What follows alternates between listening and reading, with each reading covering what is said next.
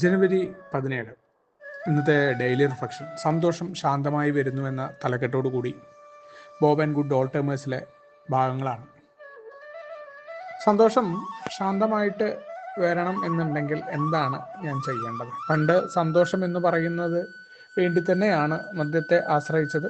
പക്ഷേ ആദ്യം കിട്ടിയ സന്തോഷമൊന്നും കിട്ടാതെ ഓരോ കുടിയും ദുഃഖങ്ങളിലേക്കും കുഴപ്പങ്ങളിലേക്കും എല്ലാം തള്ളിയിട്ടിട്ടും വീണ്ടും വീണ്ടും എന്തിനെന്നറിയാതെ മദ്യത്തിലേക്ക് പോയിക്കൊണ്ടിരുന്ന മദ്യാസക്തൻ. ഇവിടെ ആൽക്കഹോളിക്സ് അനോണിമസിന്റെ പ്രോഗ്രാമിലേക്ക് വരുമ്പോൾ പ്രോഗ്രാം പറയുന്നു, ആത്മീയമായ ചില നിയമങ്ങൾ നിങ്ങൾ അനുസരിക്കണം എന്ന് പറഞ്ഞുകൊണ്ടാണ് തുടങ്ങുന്നത്. അങ്ങനെയുള്ള ആത്മീയത വളരെ സിമ്പിളായിട്ടുള്ള ആത്മീയതയാണ്. അതിന് വലിയ തലങ്ങളൊക്കെ അല്ലെങ്കിൽ നിങ്ങളുടെ പ്രത്യേകമായ രീതികളോ അല്ലെങ്കിൽ നിങ്ങൾ പ്രത്യേകമായ സമയങ്ങളിൽ ഇരുന്നു കൊണ്ട് എന്തെങ്കിലും പറഞ്ഞുകൊണ്ടിരിക്കുകയോ ജപിച്ചുകൊണ്ടിരിക്കുകയോ ഒന്നും വേണ്ട. സിമ്പിളായിട്ട് തന്നെ ചെയ്യാം. പ്രാർത്ഥന പോലും വളരെ ലളിതമാണ്. മാറ്റുവാൻ പറ്റാത്തവയെ എന്ന് പറഞ്ഞുകൊണ്ട് ആരംഭിക്കുന്ന പ്രാർത്ഥന. പക്ഷെ ആ പ്രാർത്ഥനയുടെ പ്രാവർത്തികത, അതിൽ സന്തോഷം അടങ്ങിയിട്ടുണ്ട് എന്നുള്ളതും കൂടി സത്യമാണ്. അപ്പോൾ മദ്യപിക്കാതെ നമ്മൾ ഇരിക്കുന്ന സമയത്ത് പലപ്പോഴും മദ്യം തന്നിരുന്ന സന്തോഷം നഷ്ടപ്പെടുമോ എന്ന് ഓരോ മദ്യാസക്തനും ചിന്തിക്കാറുണ്ട്. ആ കൂട്ടുകെട്ട് അല്ലെങ്കിൽ മദ്യം കുടിച്ചുകൊണ്ടുണ്ടാവുന്ന ഒരു സുഖം അതല്ലേ പോകുന്നതെന്ന്. ആൽക്കഹോളിക്സ് അനോണിമസിന്റെ പ്രോഗ്രാം നമുക്ക് അതിനേക്കാളൊക്കെ ഉപരിയായ ആ കൂട്ടായ്മ തരുന്ന ഒരു സന്തോഷമുണ്ട്. അതെല്ലാം കഴിഞ്ഞ് നമുക്ക് പലപ്പോഴും പല പ്രശ്നങ്ങൾ നമ്മുടെ ജീവിതത്തിൽ ഉണ്ടാവും. ആ പ്രശ്നങ്ങളൊക്കെ ഉണ്ടാകുമ്പോൾ നമ്മൾ ആഗ്രഹിച്ച രീതിയിൽ കാര്യങ്ങളൊക്കെ നടക്കുമ്പോൾ നമ്മളും ആവേശപൂർവ്വം എല്ലാം ദൈവത്തിൻ്റെ അനുഗ്രഹമായിരുന്നു എന്ന് പറയുന്ന ആ ആവേശമൊന്നും തന്നെ നമ്മൾ വിചാരിക്കാതെ നനച്ചിരിക്കാതെ ജീവിതത്തിൽ കടുത്ത കുഴപ്പങ്ങളും പ്രശ്നങ്ങളും ഒക്കെ ഉണ്ടാകുമ്പോൾ നമ്മുടെ ഇതം മാറുന്നു. നമ്മളവിടെ ഇങ്ങനെ ആഗ്രഹിക്കുകയാണ് ഈ പ്രശ്നങ്ങളൊക്കെ ഒന്ന് തീർന്ന് സന്തോഷമായിട്ട് എപ്പോഴാണ് നമുക്കൊന്ന് ഇരിക്കാൻ പറ്റുക. അപ്പോഴും നമ്മൾ ചില ഉപാധികളൊക്കെ വയ്ക്കും. ഇന്ന കാര്യം നടന്നാൽ നമുക്ക് സന്തോഷമായിരിക്കും എന്ന് നമ്മൾ ചിന്തിക്കുകയാണ് ആ രീതിയിലാണെന്ന്. അവിടെയാണ് പറയുന്നത്, ആളുകളും സാഹചര്യങ്ങളും നമുക്ക് വേണ്ടി മാറിയിട്ടുണ്ടാകുന്ന സന്തോഷത്തെക്കുറിച്ചല്ല പ്രോഗ്രാം പറയുന്നത്. അതിന് എന്താണ് ആദ്യം ചെയ്യേണ്ടത്? ആദ്യം ഞാൻ എൻ്റെ ദുർബലതകൾ സമ്മതിക്കുക. എന്തൊക്കെ ദുർബലതകളാണ് എനിക്കുള്ളത്?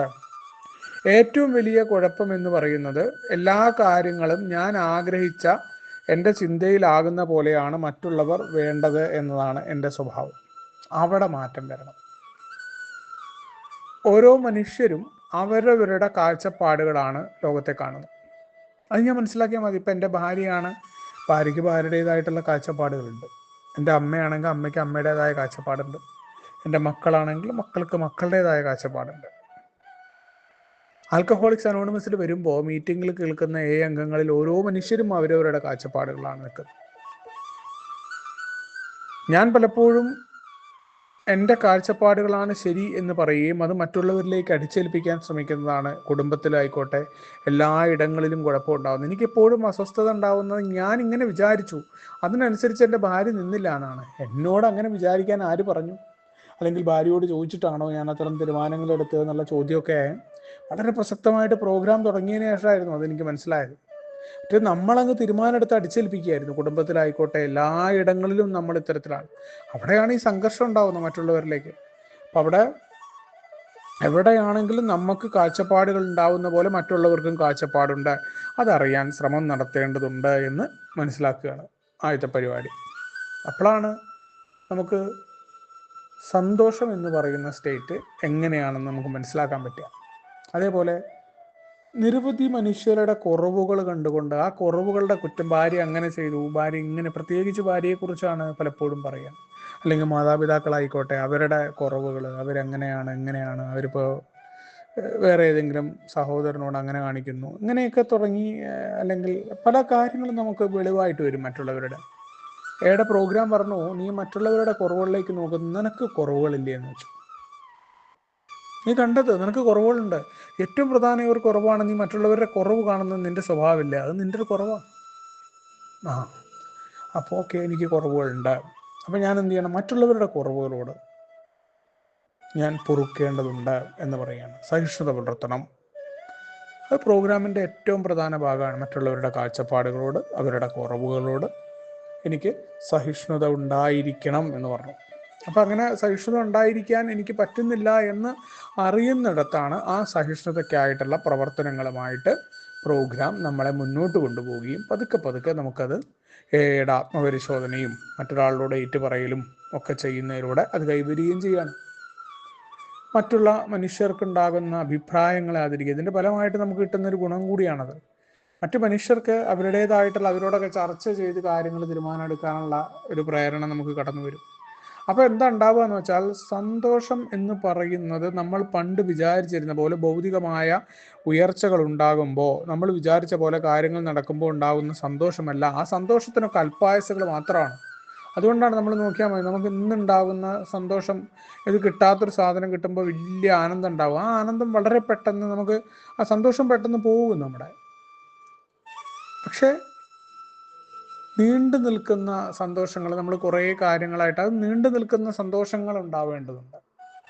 ആ നീണ്ടു നിൽക്കുന്ന സന്തോഷം എന്ന് പറയുന്നത് അതൊരു പ്രത്യേകതരമായിട്ടുള്ള ഒരവസ്ഥയാണ്. അത് എളുപ്പമായിട്ട് നമുക്ക് സംഭവിക്കുന്നതല്ല. പക്ഷെ ഒരു കാര്യത്തൂടെ അത് നമുക്ക് സംഭവിക്കും. ഇപ്പം നമ്മൾ നേരത്തെ പറഞ്ഞ പോലെ മറ്റുള്ളവരുടെ അഭിപ്രായങ്ങളെ നമുക്ക് ആദരിക്കാൻ പറ്റുന്നുണ്ട്. അത് അവരുടെ അഭിപ്രായമാണ്, അത് അവർക്ക് പറയാനുള്ള സ്വാതന്ത്ര്യമുണ്ട് എന്ന് വകവെച്ചു കൊടുക്കുമ്പോൾ അവരുടെ വാക്കുകളും പ്രവൃത്തികളും നമ്മളെ അഗാധമായിട്ട് അസ്വസ്ഥതപ്പെടുത്തില്ല.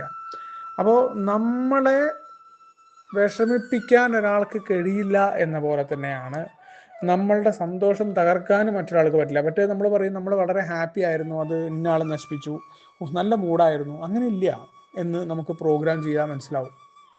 അങ്ങനെ മറ്റുള്ളവർക്ക് പറ്റില്ല. അങ്ങനെ അത് നമ്മുടെ കുറവാണ്. അങ്ങനെ മറ്റുള്ളവരുടെ വാക്കുകളും പ്രവൃത്തികളും നമ്മളെ ബാധിക്കുന്നുണ്ടെങ്കിൽ അത് നമ്മളിലെ കുറവാണ് എന്ന് തിരിച്ചറിവ് തരുന്ന പ്രോഗ്രാമാണ് ഒന്നാമത്തെ പടിയൊക്കെ. അവിടെയാണ് നമ്മൾ അനിയന്ത്രിതമായ ജീവിതത്തിനെ ഏതൊക്കെ രീതിയിൽ ആത്മപരിശോധന നടത്തി നമ്മൾ കണ്ടെത്തിയിട്ടുണ്ടെന്നാണ്. മറ്റുള്ളവരുടെ വാക്കുകളും പ്രവൃത്തികളും നമ്മളെ ബാധിക്കുന്നുണ്ടെങ്കിൽ, അവർക്ക് അതിൻ്റെ അഭിപ്രായങ്ങൾ പറയാനുള്ള സ്വാതന്ത്ര്യമുണ്ട് എന്ന് നമുക്ക് കാണാൻ പറ്റുന്നില്ലെങ്കിൽ അത് നമ്മളുടെ കുറവാണ്. അത് മനസ്സിലാക്കുമ്പോഴാണ് നമ്മൾ എങ്ങനെയാണ് മറ്റുള്ളവർക്ക് വേണ്ടി പ്രയോജനപ്പെടുത്തുന്നവരായിട്ട് നമ്മൾ മാറുക എന്നതാണ് പ്രോഗ്രാമിന്റെ ലക്ഷ്യം എന്ന് പറയുമ്പോൾ. സന്തോഷത്തിനായിട്ട് മറ്റുള്ളവരുടെ പ്രവൃത്തികളും ചിന്തകളും ഒക്കെ നമ്മൾ വിചാരിച്ച പോലെ ആയിട്ടല്ല വരേണ്ടത് എന്ന് നമ്മൾ മനസ്സിലാവും. ബാങ്ക് മാനേജർക്ക് വേണ്ടിയിട്ട് നമ്മൾ ലോണിന് കൊടുത്ത് അയാൾ ബാങ്ക് ലോണ് തന്നാൽ മാത്രമല്ല നമ്മൾ സന്തോഷം ഉണ്ടാകും. അയാൾ ലോണ് തരാതിരിക്കുമ്പോഴും നമ്മളപ്പോൾ നമ്മുടെ കയ്യിലുള്ള പൈസയ്ക്ക് ഒരു ചായയോ ഒരു കട്ടൻ ചായയോ ഒരു വടയോ കഴിച്ചുകൊണ്ട് ആ വടയും കട്ടൻ ചായയും നമുക്ക് എൻജോയ് ചെയ്യാൻ അടുത്ത പരിപാടി നമ്മൾ നോക്കാം. അത് നടന്നില്ല എന്നൊരു ചെറു പുഞ്ചിരിയോടുകൂടി നമ്മളെ പറയാൻ പ്രാപ്തമാക്കുമ്പോൾ നമ്മൾ മനസ്സിലാവും ഈ പറയുന്ന സംഭവങ്ങളല്ല, ഭൗതികമായ പല കാര്യങ്ങളുമല്ല സന്തോഷത്തിൻ്റെ യഥാർത്ഥമായ നിധാനം എന്ന തിരിച്ചറിവ്. നീണ്ടു നിൽക്കുന്ന സന്തോഷങ്ങളെ എങ്ങനെ വരുത്തണം, അതിൻ്റെ ആദ്യപടി എന്ന് പറയുന്നത് എങ്ങനെയാണ് മറ്റു മനുഷ്യരെ നമ്മളെപ്പോലെ ആക്കുന്ന പരിപാടിയിലല്ല, നമ്മൾ സാഹചര്യങ്ങളെ നമ്മൾ ആഗ്രഹിക്കുന്ന രീതിയിലാക്കുമ്പോഴല്ല, മറിച്ച് അതിനെയെല്ലാം സ്വീകരിക്കാൻ നമ്മളാവുമ്പോൾ, അപ്പോഴാണ് നമ്മുടെ പ്രാർത്ഥന പോലും പ്രാവർത്തികമായിട്ട് കടന്നു വരിക എന്ന് പറയുമ്പോൾ. ഇത്രയേ ഉള്ളൂ ആത്മീയമായ രീതി എന്ന് പറയുന്നത്, മറ്റു മനുഷ്യരെ മനസ്സിലാക്കാൻ. എന്നാലും ഈ കാര്യങ്ങളൊന്നും ഞാനെന്ന മധ്യാസക്തന് എളുപ്പമല്ല എന്ന ഓർമ്മപ്പെടുത്തൽ, ഇത് വൺ ഡേ അറ്റ് എ ടൈമിലൂടെ ഓരോ ദിവസവും ആത്മീയ സുസ്ഥിതിയിലൂടെ ഞാൻ വളർന്നു പോകേണ്ടതുണ്ട്. പറയുന്ന നിർദ്ദേശങ്ങൾക്കനുസരിച്ച് മറ്റുള്ളവരോടൊത്തുള്ള പ്രവർത്തനം പോലും അതിനു വേണ്ടിയിട്ടാണ്. മറ്റുള്ളവർക്ക് വേണ്ടി എന്ത് ചെയ്യാൻ പറ്റും എന്നതിനെ ആശ്രയിച്ചിട്ട് തന്നെയാണ് എൻ്റെ സന്തോഷവും നിലനിൽക്കുന്നത്. എൻ്റെ പ്രശ്നങ്ങളെ മറികടക്കാൻ ഏറ്റവും നന്നായി നിൽക്കുന്ന മാർഗം മറ്റുള്ളവരോട് ചേർന്നുള്ള പ്രവർത്തനം കൂടിയാണ്. എൻ്റെ ദുർബലതകൾ തിരിച്ചറിഞ്ഞുകൊണ്ടായിരിക്കണം ഞാൻ അതിൽ ഏർപ്പെടേണ്ടത് എന്ന് കൂടി ഓർമ്മപ്പെടുത്തിക്കൊണ്ടാണ് ഇന്നത്തെ ഡെയിലി റിഫ്ലക്ഷൻ കടന്നു വരുന്നത്. നമുക്ക് ഒരുമിച്ചുകൊണ്ട് പറയുന്നത് മുന്നോട്ട് പോകാം. ശുഭദിനം, സുപ്രഭാതം.